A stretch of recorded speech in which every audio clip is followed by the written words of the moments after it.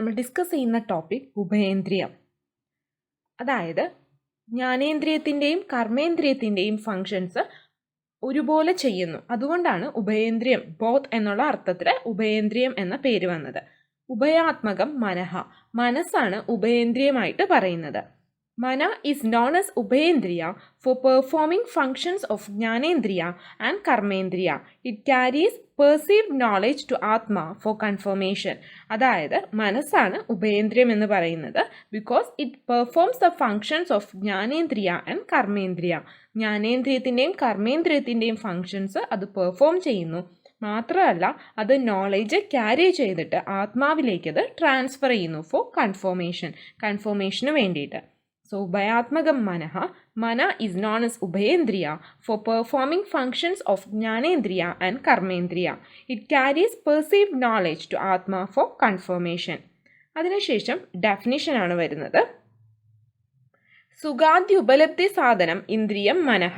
The ഇന്ദ്രിയ which is the cause for the perception of സുഖ ദുഃഖ എക്സെട്ര ഗുണാസ് ഓഫ് ആത്മാ ഈസ് മനസ്. അതായത് ഏത് ഇന്ദ്രിയമാണോ ആത്മാവിൻ്റെ ഗുണങ്ങളെ പെർസീവ് ചെയ്യാൻ സഹായിക്കുന്നത് അതിനെയാണ് മനസ്സ് എന്ന് പറയുന്നത്.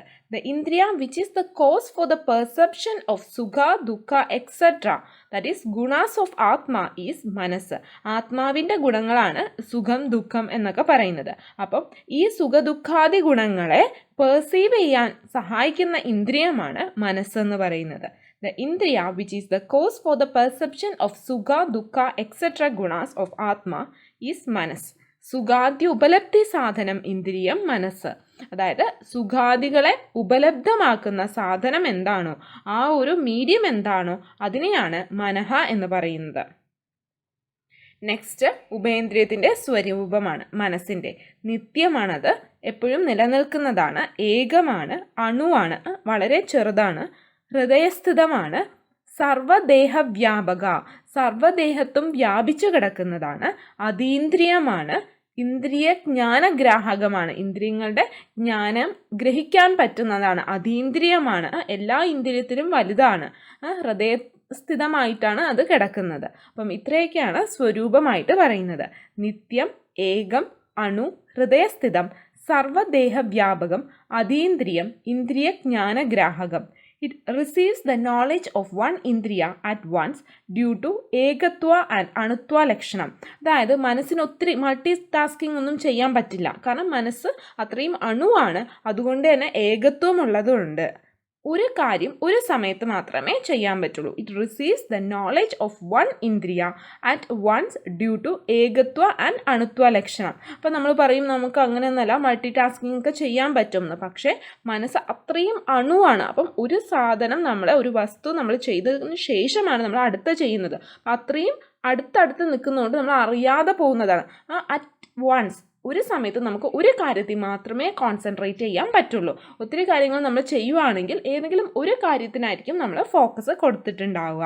അതാണ് ഇവിടെ പറയുന്നത്. It receives the knowledge of one ഇന്ദ്രിയ അറ്റ് വൺസ് ഡ്യൂ ടു ഏകത്വ ആൻഡ് അണുത്വ ലക്ഷണ. The knowledge of object which is perceived by the indriya reaches to Atma through Manas. Before that, Mana analyzes and decides merits and demerits of objects. Hence, Manas different Indriya than other Indriya. അതായത് the knowledge of the object which is perceived by the Indriya reaches to Atma through Mana. അതായത് ഓരോ ഇന്ദ്രിയങ്ങളിലൂടെയും ഓരോ knowledge, ഒബ്ജക്ട്സിനെ പറ്റിയുള്ള knowledge നമ്മൾ perceive ചെയ്യുമെന്ന് പറഞ്ഞു. അത് ആത്മാവിലേക്ക് എത്തുന്നത് എങ്ങനെയാണ്? മനസ്സിലൂടെയാണ് ആത്മാവിലേക്ക് എത്തുന്നത്. നമ്മൾ നേരത്തെ പറഞ്ഞതാണ്. ഫൈനലി ആത്മാവിലേക്ക് എത്തുന്നത് മനസ്സ് അനലൈസ് ചെയ്തിട്ടാണ്. Before that Mana analyses and decides the merits and demerits of object. അപ്പോൾ ആത്മാവിലേക്ക് എത്തുന്നതിന് മുന്നേ മനസ്സ് ആ ഒരു ഒബ്ജക്റ്റിനെ, നമ്മളെ കണ്ട ആ ഒരു ഒബ്ജക്റ്റിനെ മെറിറ്റ്സും ഡിമെറിറ്റ്സും എല്ലാം അനലൈസ് ചെയ്യുന്നു. എന്നിട്ടാണത് ആത്മാവിലേക്ക് ട്രാൻസ്ഫർ ചെയ്യുന്നത്. ഹെൻസ് മന ഡിഫറെൻറ്റ് ഇന്ദ്രിയ ദാൻ അതർ ഇന്ദ്രിയ. അതുകൊണ്ട് തന്നെ ബാക്കി ഇന്ദ്രിയങ്ങളിൽ നിന്നും ഡിഫറെൻ്റ് ആണ് മനസ്സ് എന്നാണ് പറയുന്നത്. The knowledge of the object which is perceived by the indriya reaches to Atma through Mana. Before that, Mana analyzes and decides merits and demerits of objects. Hence, Manas different indriya than other indriya. Next മനോവിഷയ, objects of മന, മനസ്സിൻ്റെ വിഷയങ്ങൾ. ചിന്ത്യം വിചാര്യമൂഹ്യം ച ദേയം സങ്കല്പ്യമേവ ച യത്കിഞ്ചിത് മനസോജ്ഞേയം തത് സർവം he അർത്ഥസഞ്ജകം. ചിന്ത്യം വിചാര്യം ഊഹ്യം ച ധ്യേയം സങ്കല്പ്യമേവ ച യത്കിഞ്ചിത് മനസോജ്ഞേയം തത് സർവം ഹി അർത്ഥസഞ്ജകം. ചിന്ത്യം തിങ്കിങ്, മനസ്സിന് ചിന്തിക്കാനുള്ളൊരു കഴിവുണ്ട് അല്ലേ. വിചാര്യം അനലൈസ് ചെയ്യാനുള്ള, വിചാരിക്കാനുള്ളൊരു കഴിവ്, അനലൈസ് ചെയ്യാനുള്ളൊരു കഴിവുണ്ട്. ഊഹ്യം ഊഹിക്കാനുള്ള കഴിവുണ്ട്, മേക്കിംഗ് ഗസ് ചെയ്യാനുള്ള കഴിവുണ്ട്. ധ്യേയം ഫോക്കസിങ് ഓൺ സംതിങ്, എന്തെങ്കിലും ഒന്നിൽ ഫോക്കസ് ചെയ്യാനുള്ള ആ ഒരു കഴിവുണ്ട്. സങ്കല്പം determination and decision on the basis of discrimination between good and bad, അതായത് നല്ലതും ചീത്തയും തിരിച്ചറിഞ്ഞ് അതിലൊരു ഡിസിഷൻ എടുക്കാനുള്ള കഴിവ് മനസ്സിനില്ലേ. അപ്പം അതാണ് സങ്കല്പം കൊണ്ട് ഉദ്ദേശിക്കുന്നത്. സോ ചിന്ത്യം വിചാര്യം ഊഹ്യം ധ്യേയം സങ്കല്പം. അപ്പം ഇത്രയാണ് മനസ്സിൻ്റെ വിഷയങ്ങളായിട്ട് പറയുന്നത്. ചിന്ത്യം വിചാര്യമൂഹ്യം ച ധ്യേയം സങ്കല്പ്യമേവ ച യത്കിഞ്ചിത് മനസോജ്ഞേയം തത് സർവം ഹി അർത്ഥസഞ്ജകം. ഇത് ഇമ്പോർട്ടൻ്റ് ആയിട്ടുള്ള ഒരു ശ്ലോകയാണ്. നെക്സ്റ്റ് ജ്ഞാനേന്ദ്രിയ മന ഹെൽപ്സ് ജ്ഞാനേന്ദ്രിയ in perceiving the knowledge of object. അപ്പം 2 തരത്തിലാണ് മനസ്സ് ആക്ട് ചെയ്യുന്നതെന്ന് പറഞ്ഞു. ജ്ഞാനേന്ദ്രിയമായിട്ടും കർമ്മേന്ദ്രിയമായിട്ടും ആക്ട് ചെയ്യും. അതുകൊണ്ടാണ് ഉഭയേന്ദ്രിയം എന്ന് പറയുന്നത്. ഈ ജ്ഞാനേന്ദ്രിയ മനസ്സ് ദാറ്റ് ഹെൽപ്സ് ജ്ഞാനേന്ദ്രിയ in perceiving the knowledge of objects, അതായത് ഒബ്ജക്ട്സിനെ പറ്റിയുള്ള നോളജിനെ പെർസീവ് ചെയ്യാൻ വേണ്ടിയിട്ട് സഹായിക്കുന്നു. അതാണ് ജ്ഞാനേന്ദ്രിയ മനസ്സെന്ന്. ഡിഫറെൻറ്റ് ടൈപ്സ് ഓഫ് ഇന്ദ്രിയാസ് നമ്മൾ പറഞ്ഞു. ആ ഇന്ദ്രിയങ്ങളിലൂടെ ഓരോ ഒബ്ജക്റ്റിനെ പെർസീവ് ചെയ്യുന്നു, എന്നിട്ട് അത് മനസ്സ് അനലൈസ് ചെയ്യുന്നു, എന്നിട്ട് ആത്മാവിലേക്ക് എത്തുന്നു. അപ്പം അതാണ് ജ്ഞാനേന്ദ്രിയ മനസ്സെന്ന് പറയുന്നത്. കർമ്മേന്ദ്രിയ മന എന്ന് പറയുമ്പോൾ self control and control of ഇന്ദ്രിയ. ഇന്ദ്രിയ അഭിഗ്രഹ കർമ്മ മനസ്സഹ സ്വസ്യ നിഗ്രഹ, അതായത് ഓരോ ഓർഗൻസ് വെച്ചിട്ട്, കർമ്മേന്ദ്രിയങ്ങൾ വെച്ചിട്ട്, ഹസ്തം വെച്ചിട്ട്, കൈ വെച്ചിട്ട്, കാല് വെച്ചിട്ടൊക്കെ നമ്മൾ ഓരോ ആക്ടിവിറ്റീസ് പെർഫോം ചെയ്യുന്നുണ്ടല്ലേ. അപ്പം അതിനകത്ത് നമുക്ക് നല്ല രീതിയിലും ഉണ്ട് ചീത്ത രീതിയിലും ഉണ്ട്.